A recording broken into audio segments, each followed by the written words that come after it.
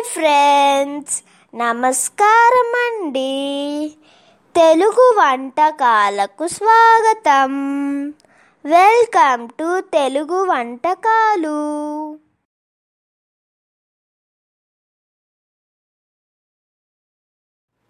Hi friends, Telugu వంటకాలకు స్వాగతం. ఈరోజు నేను మీకు చూపించబోయే వంటకం దొండకాయ మసాలా కూర, ఐవిగాడ్ మసాలా గ్రేవీ కర్రీ. దీనికి కావలసిన ముఖ్య పదార్థాల్లో ముందుగా దొండకాయల్ని ఈ విధంగా తీసుకొని గుత్తొంకాయ కోసినట్టుగా ఈ విధంగా గుత్తుల్లా కట్ చేసుకోవాలి. రెండు వైపులా ఇలా దొండకాయల్ని మంచిగా కడిగినాక ఇలా కట్ చేసి పెట్టుకోవాలి. ఇంకా కావలసిన మిగతా సామాన్లలో వేరుశనగ పిక్కలు, పల్లీలు, నువ్వులు,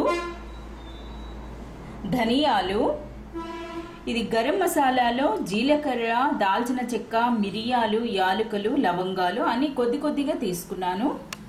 అలాగే పచ్చిమిర్చి, ఉల్లిపాయలు, అల్లం వెల్లుల్లి ముద్ద, కొత్తిమీర, కరివేపాకు, పుదీనా, ఇంగువ, అలాగే పోపుకు ఎండుమిర్చి, ఆవాలు, జీలకర్ర, చింతపండు, పిక్కలు నారలు లేని మంచి చింతపండు, అలాగే రుచికి సరిపడా కారము, పసుపు, ఉప్పు మరియు ఎండు కొబ్బరి, అలాగే ఆయిల్ 2 పెద్ద చెంచాలు. ఇవి కావలసిన పదార్థాలు. వీటితో ఇప్పుడు ఎంతో రుచికరంగా ఉండే దొండకాయ మసాలా కర్రీ చేయబోతున్నాను. ఇప్పుడు తయారు చేసుకున్న విధానంలో ముందుగా దొండకాయలను ఇలా కట్ చేసుకున్నటువంటి దొండకాయలను ఉడకబెట్టుకోవాలి. అని అంటే మరీ ఎక్కువగా అవసరం లేదు, ఒక 50% ఉడికితే సరిపడుతుంది. కుక్కర్లో పెట్టుకున్నట్టయితే ఒక్క విజిల్ సరిపడుతుంది. కాసింత పసుపు వేసి ఒక అర గ్లాసు నీళ్లు వేసి ఒక విజిల్ వరకు ఉడికించి పెట్టుకోవాలి. ఈ విధంగా దొండకాయలను ఒక విజిల్ వరకు ఉడికించుకున్నాక వీటిని తీసి పక్కన పెట్టుకొని ఇప్పుడు మసాలా గ్రేవీ తయారు చేసుకోవాలి. దానికోసం ముందుగా ఒక కడాయి పెట్టుకొని ఒక చెంచా ఆయిల్ వేసుకోవాలి. ఈ విధంగా ఒక కడాయి పెట్టుకొని ఒక చెంచా ఆయిల్ వేసుకున్నాక ఇప్పుడు ఇందులో ముందుగా ఈ పల్లీలు,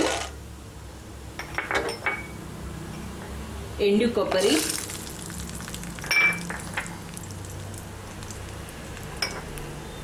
ధనియాలు, అలాగే గరం మసాలా, జీలకర్ర, యాలకులు, దాల్చిన చెక్క, లవంగాలు, మిరియాలు అన్నీ కొద్ది కొద్దిగా తీసుకున్నాను. వేసుకున్నాక వీటిని ఒక నిమిషం పాటు వేయించుకోవాలి.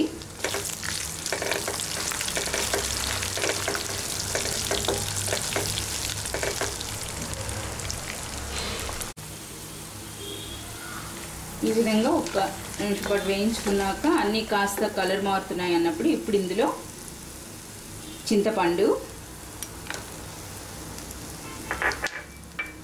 నువ్వులు,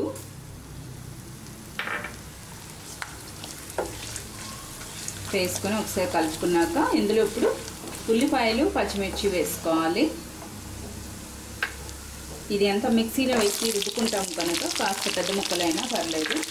ఇలా వేసి కాస్త ఉల్లిపాయలు వేగేంత వరకు ఇలా వేయించుకోవాలి.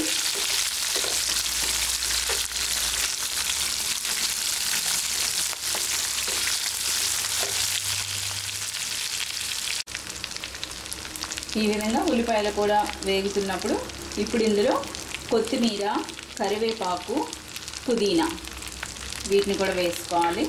వేసుకొని ఒక నిమిషం పాటు వేయించుకోవాలి.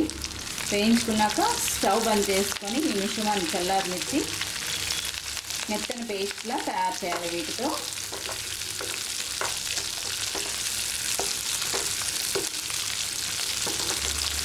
ఈ విధంగా అన్నీ మంచిగా వేగినాక ఇప్పుడు స్టవ్ బంద్ చేసుకొని చల్లారినాక దీంతో ఒక పేస్ట్ తయారు చేసుకోవాలి. ఈ విధంగా దొండకాయను ఉడికించుకొని సిద్ధం చేసుకున్నాక అలాగే మసాలా పేస్ట్ కూడా రెడీ అయినాక ఇప్పుడు కూర తయారు చేసుకోవడానికి ఒక కడాయి పెట్టుకొని అందులో 2 చెంచాలు ఆయిల్ వేయాలి. ఆయిల్ కాస్త వేడెక్కింది అన్నప్పుడు ఆవాలు, జీలకర్ర, ఎండుమిర్చి వేసుకోవాలి. ఈ విధంగా అల్లం వెల్లుల్లి చిటపటలాడుతుండేటప్పుడు ఇప్పుడు ఇందులో ఇంగువ వేసుకోవాలి. అలాగే కాసిన కరివేపాకు మరియు అల్లం వెల్లుల్లి కూడా వేయాలి.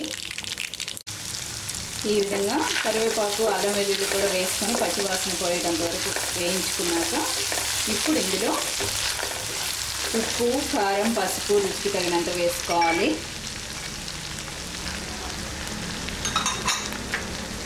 ఉప్పు అలాగే పసుపు వేసుకొని ఒకసారి అంతా బాగా కలిపినాక దొండకాయలు వేయాలి.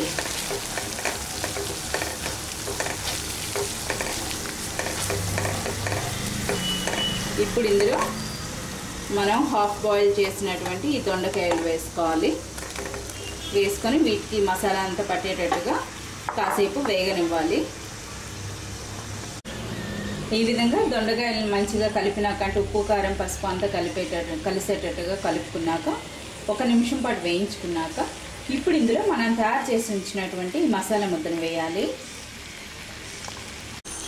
ఈ విధంగా మసాలా ముద్దను వేసుకున్నాక ఒకసారి నెమ్మదిగా కలిపి ఇప్పుడు ఇందులో కూర గ్రేవీకి సరిపడినంత నీళ్లు వేసుకోవాలి.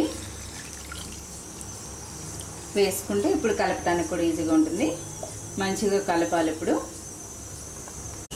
ఈ విధంగా మొత్తం మసాలా ముద్ద కలిసేటట్టు కలుపుకున్నాక ఇప్పుడు మూత పెట్టుకొని ఒక 4 నుండి 5 నిమిషాల పాటు సన్నని మంట పైన ఉడికించాలి. ఈ విధంగా ఒక 5 నిమిషాల పాటు సన్నని మంట పైన ఉడికిస్తే మనకు ఈ విధంగా కూర సిద్ధమవుతుంది. ఇలా ఆయిల్ పైకి తేలుతున్నప్పుడు కూర మసాలా అంతా మంచిగా ఉడికినట్టుగా అర్థం. ఇప్పుడు చివరగా కాసింత కొత్తిమీర, కరివేపాకు వేసుకొని స్టవ్ బంద్ చేసుకోవాలి. ఒకసారి అంతా బాగా కలిపి సర్వ్ చేసుకోవాలి. ఇప్పుడు ఎంతో రుచికరంగా ఉండే దొండకాయ మసాలా గ్రేవీ కర్రీ సిద్ధమైంది. నా ఈ వంటకం మీ అందరికీ నచ్చిందని ఆశిస్తున్నాను. మీకు నచ్చినట్లయితే మీ సలహాలు, సూచనలు పంపగలరు. ధన్యవాదములు. నమస్తే.